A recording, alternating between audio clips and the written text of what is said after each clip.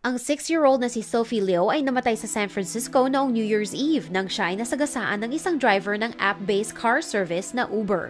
Hindi daw napansin ng driver ang batang babae dahil chinecheck niya ang app ng Uber. Sabi ng Uber, hindi sila responsable para sa insidenteng ito. May naihatid na iilang kliyente ng Uber si Syed Muzaffar ng gabing yon. Alas 8 ng gabi nang naglakad si Sophie kasama ang kanyang ina at nakababatang kapatid na lalaki sa Tenderloin District.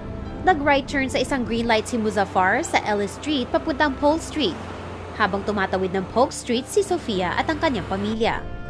Namatay ang bata at nasaktan ng kanyang ina at kapatid. Ito ang eksena matapos ang aksidente. Dinedemanda ngayon ng pamilya ni Sofia ang Uber at ang driver. Ayon sa Uber, hindi nila kasalanan na nangyari dahil ang mga driver ay nagtatrabaho lamang para sa Uber kapag may nakasakay na kliyente sa loob ng sasakyan, kahit na ginagamit nila ang Uber app para maghanap ng customer kapag wala silang pasahero. Ano sa tingin nyo? Ang aksidente ba ay kasalanan lang ng driver o pati ng Uber? Mag-iwan ng opinyon sa comments.